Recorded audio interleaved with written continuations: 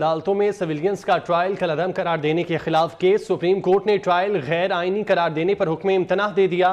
फौजी अदालतों में सिविलियंस का ट्रायल रोकने का फैसला मुअत्तल कर दिया गया। फौजी अदालतों में सिविलियंस का ट्रायल कलअदम करार देने के खिलाफ केस था, जिस पर सुप्रीम कोर्ट ने ट्रायल गैर आईनी करार दिया और इस पर हुक्म इम्तनाह जारी कर दिया। फौजी अदालतों में सिविलियंस का ट्रायल रोकने का फैसला मुअत्तल कर दिया गया है।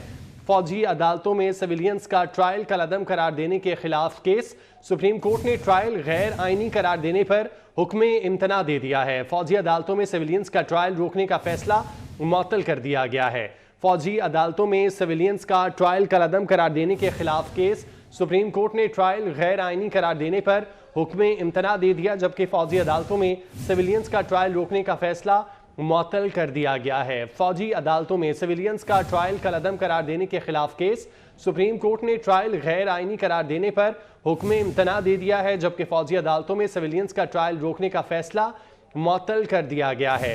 अहम खबर शामिल करते चले। फौजी अदालतों में सिविलियंस का ट्रायल कलअदम करार देने के खिलाफ ये केस था और इस केस में सुप्रीम कोर्ट ने ट्रायल गैर आईनी करार देने पर हुक्म इम्तनाह जारी कर दिया है। फौजी अदालतों में सिविलियंस का ट्रायल रोकने का फैसला मुअत्तल कर दिया गया। अमानत गशकोरी हमारे साथ मौजूद हैं, तफसीलात उनसे जानते हैं। जी अमानत, बताइएगा। जी, सुप्रीम कोर्ट ने सिविलियंस के फौजी अदालतों में ट्रायल का जो फैसला सुप्रीम कोर्ट ने दिया था, जिसमें फौजी अदालतों में सिविलियन का ट्रायल रोका गया था, उस फैसले के खिलाफ सुप्रीम कोर्ट ने हुक्म इम्तनाह जारी कर दिया है। जस्टिस सरदार तारिक मसूद की सरबराही में 6 रुकनी बेंच ने समाअत की और सुप्रीम कोर्ट ने आपसे कुछ देर पहले फैसला सुना दिया है, जिसमें ये बताया गया है कि 23 अक्टूबर को सुप्रीम कोर्ट के 5 रुकनी लार्जर बेंच ने जो फैसला दिया था, जिसमें सिविलियन का फौजी ट्रायल रोका गया था, वो फैसला जो है मुअत्तल किया जाता है और फौजी अदालतों में सिविलियन का जो ट्रायल है अब जारी रहेगा। सुप्रीम कोर्ट ने फौजी अदालतों में सिविलियंस का ट्रायल करने की इजाजत जो है वो दोबारा दे दी है और सुप्रीम कोर्ट के 5 रुकनी लार्जर बेंच ने 23 अक्टूबर को जो फैसला दिया था उसको मुअत्तल कर दिया गया है।